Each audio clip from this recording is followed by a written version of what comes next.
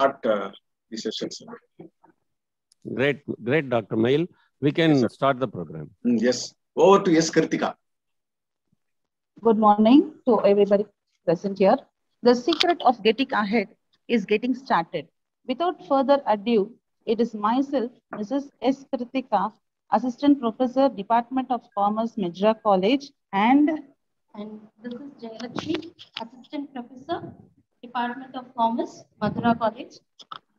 Today we are going to start the one-day international virtual conference on FinTech 2.0 and financial inclusion. Before starting the session, let us know about the history of our prestigious college. The Madura College is an academic institution which stands like a towering lighting between centuries. The college established in 1856 is one of the oldest academic institutions in Madurai. It is an autonomous arts and science college affiliated to Madurai Kamaraj University. The present premises of Madura College stands about 43 acres in area. The college has celebrated its diamond jubilee in 1950. The progress of college has been studied and progressing. No. In 1978, the UGC has decided to act on this idea of autonomous college so that the useful and responsible experiments could be made for improving quality of higher education in 1982. The evening college under self-finance stream was started in 1980. In October 2017, the college was re-accredited third cycle by NAC with A grade. The Madura College has maintained an enviable reputation in the field of higher education and has a distinguished alumni spread across the globe. It remains an academic powerhouse in this part of the state, setting a benchmark in education. Currently, the college offers 21 undergraduate programs, 30 postgraduate programs, 8 MPhil programs, and 9 PhD programs.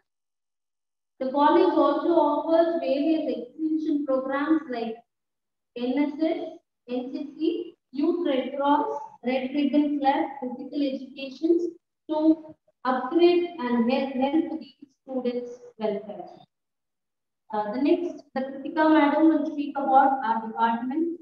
Over to Kritika Ma'am. PG Department of Commerce, Madura College, has a glorious history spanning over 75 years.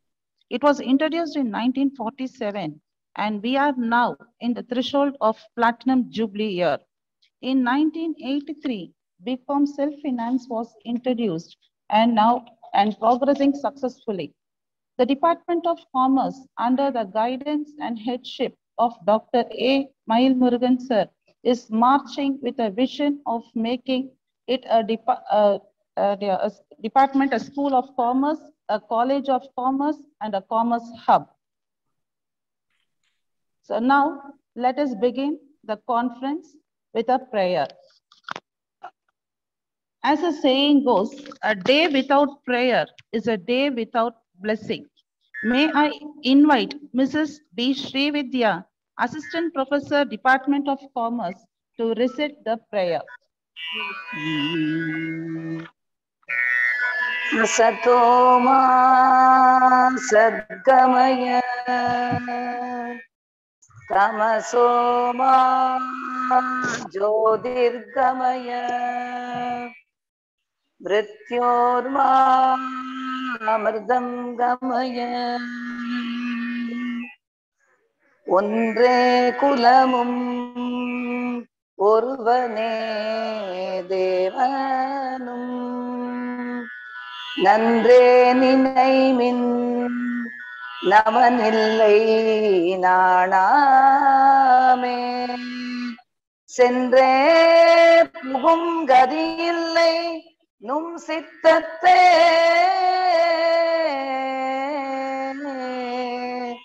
Nindre Nilai Pera Ninine Duimine Om शांति शांति शांति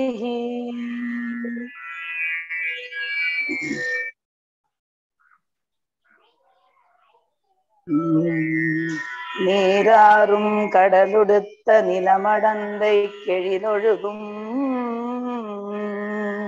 சீராறும் வதனமென திகழ்வரத அண்டமதில் தெக்கணமும் அதிசிறந்த திராவிடன திருநாடும் தக்க சிறு பிறை நுதலும் தரித்தனரும் திலகமுமே அத்திலக வாசனை போல் அனைத்துலகும் இன்பமுற எத்திசையும் புகழ் மணக்க இருந்த பெரும் தமிழனங்கே தமிழனங்கே உன் சீரிழமை திறம்பியந்து செயல் மறந்து வாழ்த்துதுமே வாழ்த்துதுமே வாழ்த்துதுமே. Thank you, Sri Vidya ma'am. Now I welcome Dr. A. Mayil Murugan, Head, Department of Commerce, to give welcome address about the theme. Welcome, sir. Thank you, ma'am. The most respected, the principal of this great institution, Dr. J. Suresh, our own beloved secretary, C.A.S. Gopal, our treasurer, Sri N. Ananda Srinivasan, Dr. S. Surya Narayanan, Chief Coordinator of Self-Financing Stream, the organizing secretary of this program, Dr. S. Chandrasekhar, Dr. R. Vennila, Dr. A. Karupasamy, other faculty members, today's chief guest, Mr. Sri Viswa Etandas, Sri Thirumavalavan A. and Sri Ravi Prakash Gupta. So it is my great pleasure to welcome you all for this great event in the current environment, FinTech 2.0, a new epoch of financial inclusion. Accessibility and discrimination have been key themes in formal financial system since its inception. Recent progression in technology have allowed FinTech to emerge as a way to break down these barriers and positively impact the world through financial inclusion. The financial inclusion, it was introduced in India, then former President of India, Pratibha Patil, during the year 1998, hopefully.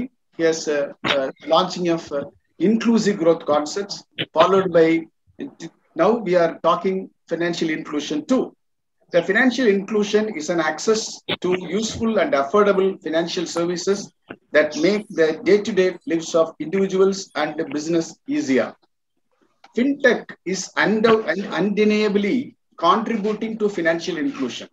It is successfully expanding financial services and tools to those who living abroad, in poor households, and even underdeveloped regions through low-cost digital payment services.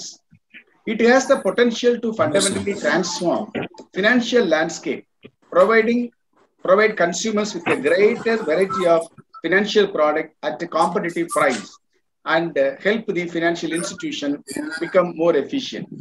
FinTech is also increasing access to credit for struggling businesses, which has a positive economic impact.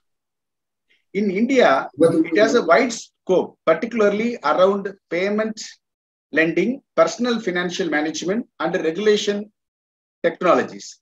Needless to say, that nation's immense population, expanding the number of web users and the government endeavors to make the nation digital, are bringing numerous new opportunities for FinTech and new companies. The financial organization, the new businesses, investors, and controllers are accepting FinTech and utilizing those opportunities to stand in the competition, grow fast.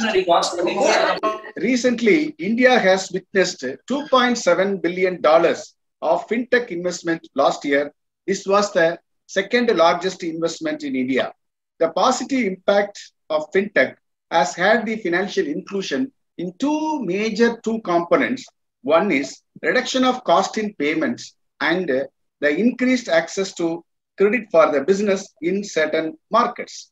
So with this small theme, we have identified this topic, that is FinTech, a new epoch of financial inclusion, with the support of Indian Institute of Banking and Finance. It is based on MOU with the IIBF Mumbai. So we have planned to have this particular international webinar in collaboration with the Global Research Conference Forum, Pune. This is the second virtual international conference in our department. The topic, it is more pertinent and relevant in this occasion. I welcome every one of you for this program. First, formally, I give a welcome to our principal, who is always, we are talking about financial inclusion, a person who is always having inclusive thought to bring all downtrodden students to come up with this flying colors. So that person who is our principal, sir, we welcome you, sir. Our secretary, Sri C.A.S. Nadanagopal, who is a leading chartered accountant not only in India, who is a southern part of the world, who is a consultant, finance consultant, and who is with us, who is always updating, not one step ahead. He is always ahead of 3 or 4 times. In such a way, he is updating, and he is our mentor for our department. Sir, we welcome you, sir. Our chief coordinator self-financing, he is a man of simple, sample, and humble person who is leading the entire self-financing stream of our college. That is Dr. S. Suryanarayan, sir. Sir, we welcome you, sir. Our secretary is always our treasurer, Anand Srinivasan, sir, who is generously is helping us in all respects for the development of the department. Now, it is a time we have the chief guest with us, the chief guest, the two from IIB.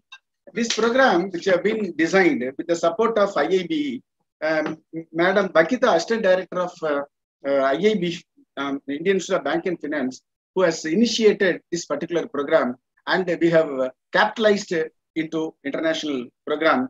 That is in our midst is a very senior and eminent personality, that is Biswaketan Das. That's a CEO of IIBF, who is a Chief Executive Officer of IIBF, a career banker, has more than 33 years of experience in banking in diverse leadership roles, right from banking operation to retail banking, human resource, private equity, portfolio management, investment management, and treasury operations. He headed many important portfolio in State Bank of India. In particular, he was acted as a general manager, Global Market State Bank of India.